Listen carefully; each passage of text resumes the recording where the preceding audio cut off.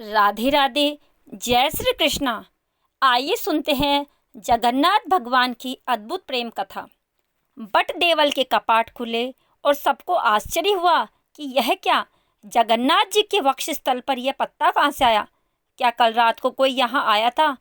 बड़े सौभाग्यशाली होते हैं वे लोग जिन्हें रत्न बेदी पर विराजमान भगवान श्री जगन्नाथ के दर्शन होते हैं। ऐसा ही कुछ सौभाग्य प्राप्त हुआ था जयपुर के राजा जयसिंह देव और उनकी पत्नी चंद्रावती को। जब उड़ीसा के राजा ने उन्हें अपने राज्य में आमंत्रित किया था तो जयसिंह देव और उनकी पत्नी को थोड़ा भी अंदाजा नहीं था कि बहुत जल्द उनका जीवन बदलने वाला था। वह खाली हाथ उड़ीसा नहीं आए थे, लेकिन खाली हाथ वापस भी नहीं जाएंगे। एक बहुत बड़ा उपहार उनकी प्रतीक्षा कर रहा था। जब जयसिंह देव और चंद्रावती श्री मंदिर में भगवान जगन्नाथ, बलदेव और सुभद्रा जी के दर्शन करने गए तो पुजारी ने उनसे कहा, हे राजन, यह जो जगन्नाथ जी को अर्पित होगा, देख रहे हैं ना, वे कोई साधारण खाद्य पदार्थ नहीं है। इन्हें लक्ष्मी देवी माँ स्वयं पकाती है और वह भी अपने पति भगवान जगन्नाथ जी के लिए। और फिर जब इस भोग को स्वीकार कर लेते हैं तो फिर वह प्रसाद विमला देवी को सबसे पहले अर्पित किया जाता है। और इस प्रकार जब यह प्रसाद विमला देवी के पास से होकर आता है तो यह महाप्रसाद बन जाता है। इसको कभी भी साधारण मत समझना, यह साधारण खाद्य पदार्थ नहीं है। इसे जो खाता है उसके सारे पाप नष्ट हो जाते हैं और जीवन के अंत में वह वैकुंठ मिलता है। राजन, यह महाप्रसाद स्वीकार कीजिए। महाप्रसाद ग्रहण करके राजा और रानी ने धन्यता का अनुभव किया। रानी चंद्रावती ने जगन्नाथ जी से प्रार्थना की कि उन्हें लक्ष्मी देवी जैसी एक पुत्री प्राप्त हो जिसे वह जगन्नाथ जी की सेवा में अर्पित करेगी। और इतने पवित्र मन से की गई रानी की प्रार्थना जगन्नाथ जी कैसे अनसुनी कर सकते थे। 1 वर्ष के अंदर ही राजा जयसिंह देव और चंद्रावती के घर में एक सुंदर कन्या का जन्म हुआ। नाम रखा गया था विष्णु प्रिया। जैसा नाम था वैसा ही पाया। यह कन्या साक्षात लक्ष्मी देवी जैसी लग रही थी। जब उसे कोई देखता तो देखता ही रह जाता।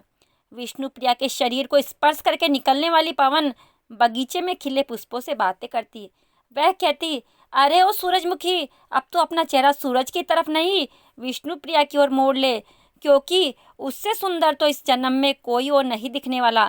तभी वहाँ से निकलने वाला भंवरा भी इन दोनों की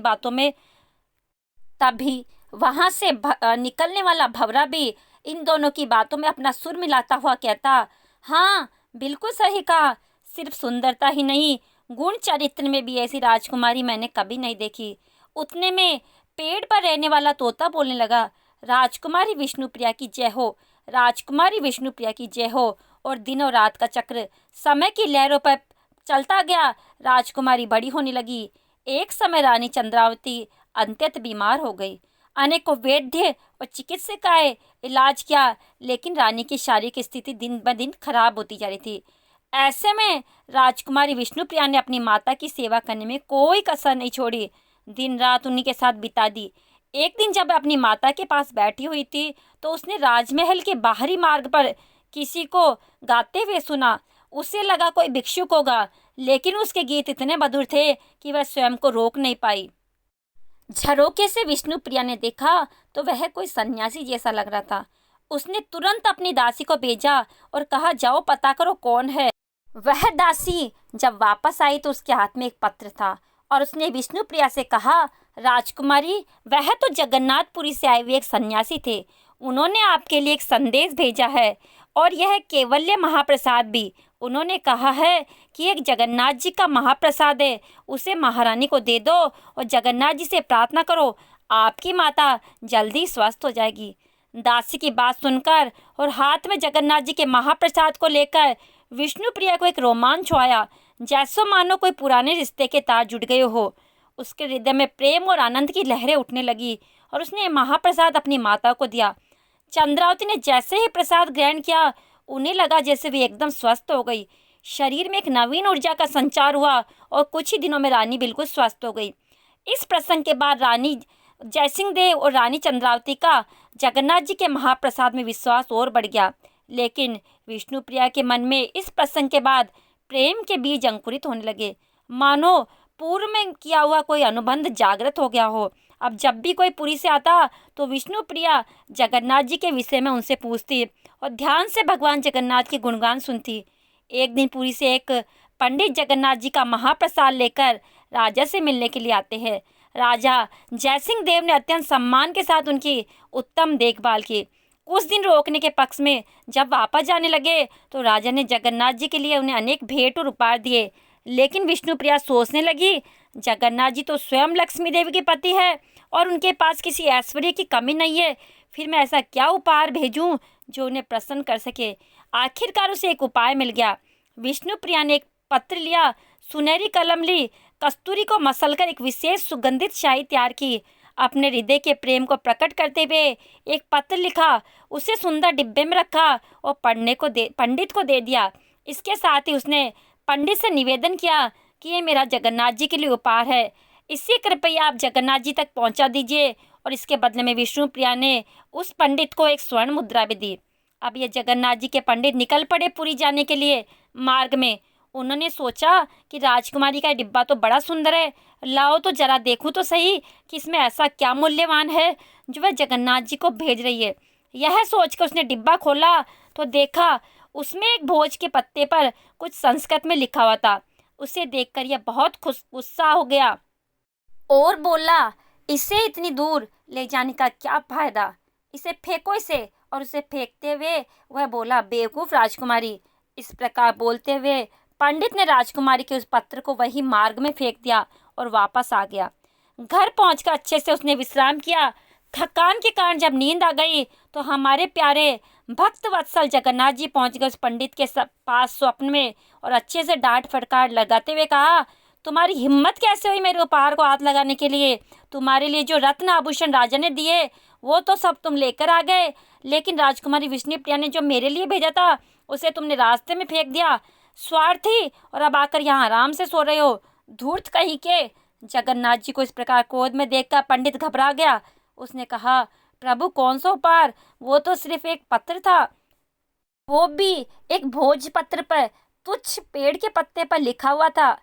अरे मूर्ख, मेरे लिए वह पत्ता सबसे अनमोल था। राजकुमारी ने अत्यंत प्रेम और स्नेह से मुझे पत्र लिखा था और तुमने उसे व्यर्थ समझकर फेंक दिया। उसके सामने कीमती कोई भी धन संपत्ति मेरे पास नहीं है। जब तुमने उसे मार्ग में फेंक दिया था तो मैंने उसे वहां से उठा लिया था। अब कल मेरे मंदिर में आकर तुम स्वयं देखना, वो मेरे पास मिलेगा। तुम बेवकूफ़, इतना कहकर जगन्नाथ जी अदृश्य हो गए। वो पंडित घबरा गया। अगले दिन प्रातःकाल वो अपने स्वप्न की सच्चाई जानने के लिए मंदिर में गया। जब मंदिर के कपाट खुले तो सभी लोग हैरान रह गए। उन्होंने देखा कि जगन्नाथ जी के वक्ष स्थल पर कुछ पत्ते जैसा लटक रहा था। सभी लोग अपने अपने तर्क लगाने लगे कि यह क्या हो सकता है। आखिर में पंडित मुख्य पुजारी के पास गया और उसने सारा वृत्तांत बताया कि किस प्रकार राजकुमारी विष्णुप्रिया ने भेजा हुआ पत्र था जगन्नाथ जी स्वयं अपने पास ले आए। यह सुनकर पुजारी ने सोचा कि यह तो एक सामान्य पत्ते का टुकड़ा लग रहा है, इसका क्या मूल्य हो सकता है। यह उसने ध्यानपूर्वक उस पत्ते को उठाया। मंदिर के मुख्य पुजारी ने जब पत्र को खोलकर देखा तो उसमें एक सुंदर संस्कृत का श्लोक लिखा हुआ था, जिसमें राजकुमारी ने अपने मन की बात जगन्नाथ जी से कही थी। और उस श्लोक का अर्थ इस प्रकार था कि हे प्रभु, श्री क्षेत्र में जो भी आता है वह कुछ ना कुछ उपहार लेकर आता है। मैंने भी सोचा कि मेरे प्रेम की निशानी के रूप में मुझे भी आपको कुछ देना चाहिए, किंतु मैं तुच्छ आपको क्या दे सकती हूँ। आप तो स्वयं क्षीर सागर में शयन करते हैं, जो समस्त रत्नों का भंडार है। आपकी पत्नी स्वयं लक्ष्मी देवी है, जिनकी कृपा से लोग समस्त धन संपत्ति प्राप्त करते हैं।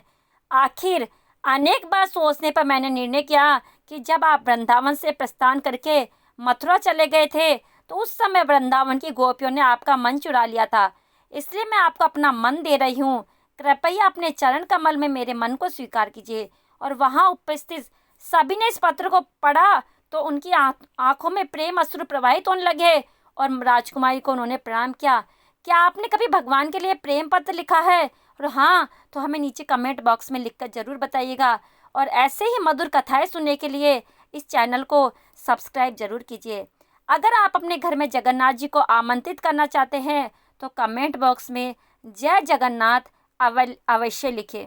अगर आपको ये कहानी जगन्नाथ जी की प्रेम कथा पसंद आई है तो वीडियो को लाइक अवश्य करें, चैनल को सब्सक्राइब करना ना भूलें और अपने मित्रों और रिश्तेदारों से इस सुंदर कहानी को अवश्य शेयर कीजिए। बोलिए एक बार प्रेम से जय जगन्नाथ।